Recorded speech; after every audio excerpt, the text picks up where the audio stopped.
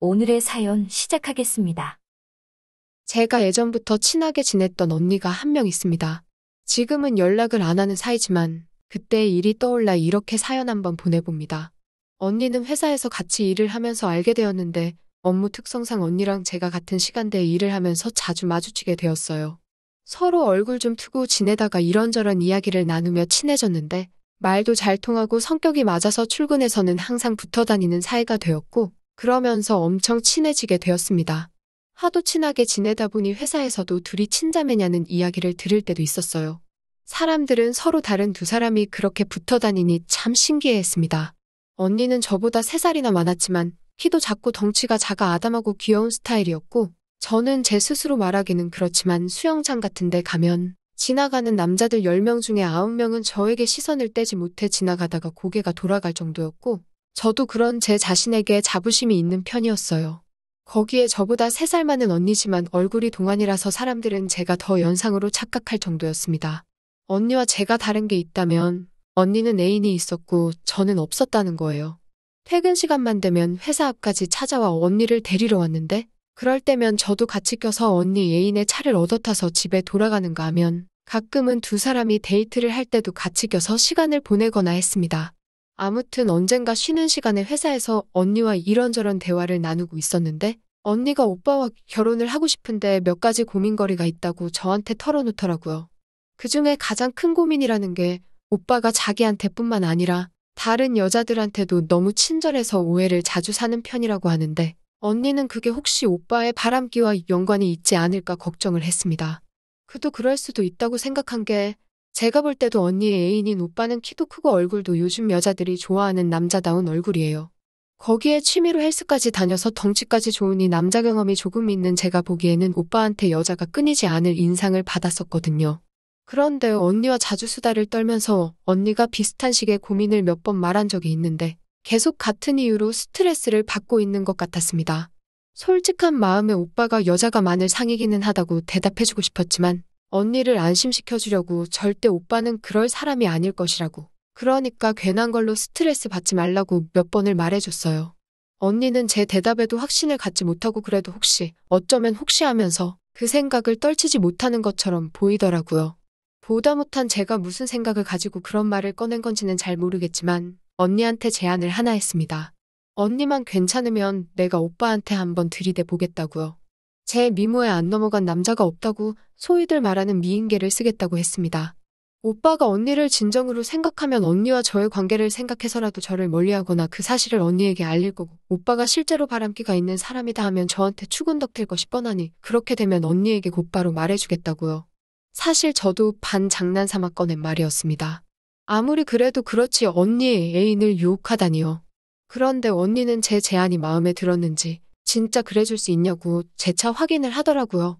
조금 당황스러웠는데 기대와 기쁨에 가득 찬 언니의 얼굴을 보니 그 와중에 언니 안심시켜주려고 장난삼아 꺼낸 말이라는 사실을 말할 수가 없었어요. 그런데 그 이후로는 얼굴 볼 때마다 언제 작전을 실행할 예정이냐며 집요하게 물어오길래 일단 알겠다고 말했습니다. 이런저런 핑계를 대면서 언니를 피하고 있었는데 어느 날은 언니가 저에게 주말에 시간이 되냐고 묻더라고요.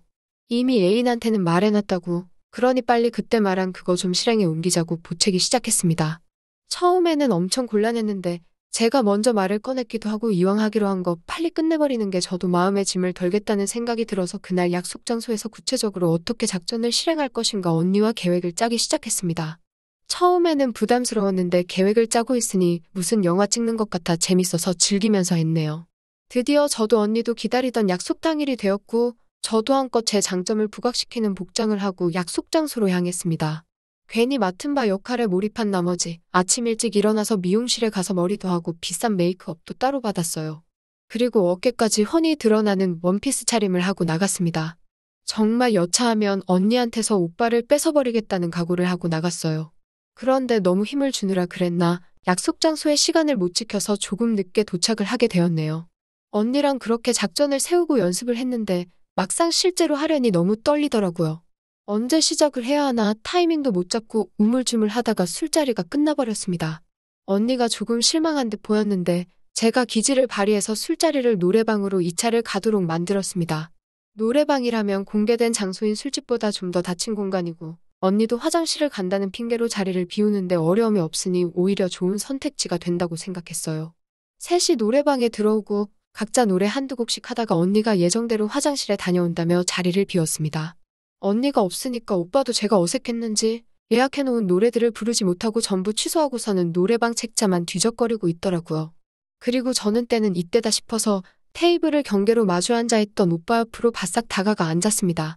그 다음엔 본격적으로 오빠에게 작업을 걸기 시작했죠. 회사에서 언니한테 무슨 일이 생길 수도 있으니 그때를 대비해서 오빠의 연락처를 알고 싶다고 말했습니다. 오빠는 별 고민이나 의심 없이 자기의 연락처를 저에게 주더라고요. 그런데 분명히 언니를 도와 오빠를 유혹하려던 게 저의 작전이었는데 생각한 것과는 다르게 이야기가 흘러가더라고요. 그렇게 언니가 화장실에 가 있는 잠깐 동안 단 둘이서 이야기를 나눴을 뿐인데 사람을 세상 안심시켜주는 말투나 매너가 보통이 아니더라고요. 잘생긴 건 진작에 알고 있었는데 대화를 나눠보니 언니가 바람기가 있다고 고민하는 게 이해가 갈 법했습니다. 이거 잘못하다가는 제가 오히려 유혹에 넘어갈 것 같더라고요. 이윽고 언니가 화장실에서 돌아왔고 언니가 돌아오고 나서는 괜히 제가 뭔 잘못을 저지른 것 같아 눈치가 보여서 한 발짝 떨어져서 오빠랑 언니가 노는 걸 구경만 했는데 살짝 걷은 셔츠 사이로 핏줄이 벌떡 올라온 오빠의 팔뚝에 저도 모르게 시선을 빼앗기고 열까지 확 오르더라고요. 그 이후로는 저도 술을 더 마시게 되면서 부끄러워하던 것도 잊은 채 오빠를 더 유혹하지는 못하겠다 싶어서 신이 나게 놀다 왔습니다. 집에 도착하고 나서 얼마 지나지 않아서 언니한테 바로 연락이 오더라고요. 언니도 집에 막 들어온 듯 싶었고 궁금해서 참지 못하는 것 같았어요. 언니가 오빠가 바람기가 있는 것 같냐 아닌 것 같냐 묻길래 언니가 너무 깊게 생각한 거 아니겠냐고 그런 게 아닌 것 같다고 한마디 해줬습니다. 언니도 그 말을 듣더니 엄청 좋아하더라고요. 언니와 짧은 통화가 끝나고 저도 침대 위로 몸을 던졌는데 긴장이 그때서야 풀린 건지 천장이 뱅뱅 돌고 어질어질 하더라고요. 그런데 자꾸 언니의 애인인 오빠의 얼굴이 아른거리기 시작했습니다. 술 기운에 괜히 용기가 생겨서 핸드폰을 들어서 오빠한테 문자를 하나 보내게 되었네요. 집에 조심히 잘 들어가셨냐고 오늘 참 재미있었다고 말이죠. 제가 문자를 보내자마자 채 1분도 되지 않아서 오빠에게서 답장이 왔어요. 오빠가 안 그래도 저한테 문자를 보내려던 참이었다고 우연도 이런 우연이 다 있냐고 하더라고요. 그러고선 바로 전화가 오더라고요. 문자로 대화를 해도 되는데 술이 취해서 목소리 듣고 전화를 하는 게 오히려 더 나을 것 같다고 하면서 말이죠. 소개팅 처음 다녀온 사람처럼 대화를 시작했던 것 같은데 도중에는 술 기운 때문에 무슨 이야기를 나눈 건지 가물가물합니다. 하지만 그렇게 핸드폰이 뜨거워질 때까지 밤새도록 오빠와 전화를 했어요. 오빠와 저의 공통사인 언니 이야기는 한 번도 나오지 않았어요. 그만큼 대화를 잘 이끌어가고 제 말에도 귀 기울여주면서 적절한 타이밍에 화제 전환도 빠르고 어떻게 하면 여자들을 기분 좋게 하고 즐겁게 하는지 꿰뚫고 있던 것 같았습니다. 전화가 끝날 때쯤에는 이미 날이 밝아오고 있었어요. 오빠 생각에 괜시리 심장이 두근두근 했었죠. 눈을 감고 있는데 아직도 귓가에 오빠의 목소리가 속삭여지는 것 같고 자꾸 생각이 나더라고요. 그러다가 문득 언니의 얼굴이 떠올라 이러면 안 된다는 생각이 들었습니다. 오빠가 바람기가 있다는 건 확실해진 상황이었지만 언니한테 말을 할 수가 없었어요. 그리고 저와 오빠가 첫 통화를 한 이후로 집요하게 새벽때만 되면 오빠에게서 먼저 전화가 왔지만 언니와의 의리를 생각해서 저도 일부러 전화를 받지 않았습니다. 그렇게 애매한 관계를 유지하던 어느 날이었습니다. 회사에서도 항상 밝은 모습을 보여주던 언니였는데 그날따라 어딘가 축 처져 보이고 기분이 안 좋아 보였어요. 걱정돼서 무슨 일이냐 물어보니 얼마 전에 오빠랑 엄청 크게 다투었다고 하더라고요. 그리고 며칠째 연락을 무시하고 있다고 하는데 오늘 퇴근 시간에 맞춰서 회사에 찾아오기로 했다고 합니다. 언니도 그렇게 화내고 싶지는 않은데 매번 너무 쉽게 용서해주니 같은 실수를 반복하는 것 같다고 이번에는 본때를 보여줘야겠다고 하더라고요. 그러더니 그날 반차를 사용해서 퇴근을 일찍 해버렸습니다. 그래서 오랜만에 저 혼자 퇴근을 하게 되었어요. 건물 밖으로 나오는데 밖에서 언니를 기다리던 오빠가 보였습니다. 오빠는 저를 보더니 저를 붙잡고는 언니는 어디 가고 혼자서만 나오냐고 물어보더라고요. 언니가 오빠 때문에 고민이 많아 보인다 직접적으로 말하기는 그래서 언니가 몸이 안 좋아서 일찍 퇴근했다고 둘러댔습니다. 오빠는 어쩔 수 없다는 듯한 표정을 짓고 돌아가려는 찰나에 갑자기 고개를 돌려서 집까지 차로 데려다 준다고 제게 말을 걸더라고요. 오빠의 이런 상냥함이 언니가 가장 스트레스를 받고 있는 부분인 것 같아서 거절을 했는데 오빠가 조금 심각한 표정으로 사실 상담할 것도 있고 해서 그러는 거니 사양하지 말라고 하더라고요. 심각해 보이는 오빠의 표정이 언니에 대해 제게 뭔가를 물어보려 하는가 싶어서 무슨 오지랖인지는 모르겠지만 마지못해 저도 오빠 차에 몸을 실었습니다. 저희 집 근처로 향하는 차 안에서 오빠는 저에게 별다른 질문은 하지 않았어요. 뭐 먹고 싶은 게 있느냐 같은 간단한 것들만 물어보더라고요. 제가 배가 고픈 상황은 아니었기에 그냥 근처 조용한 카페에 가서 이야기를 하자고 했더니 오빠가 술이 없으면 말도 못 꺼낼 것 같다고 솔직하게 말을 하더라고요.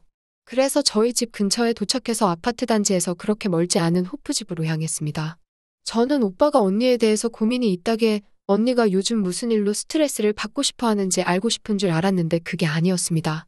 오빠는 언니의 집착이 날이 갈수록 심해져서 오빠도 요즘 일상생활이 어려울 정도로 힘든 시간을 보내고 있다고 하더라고요.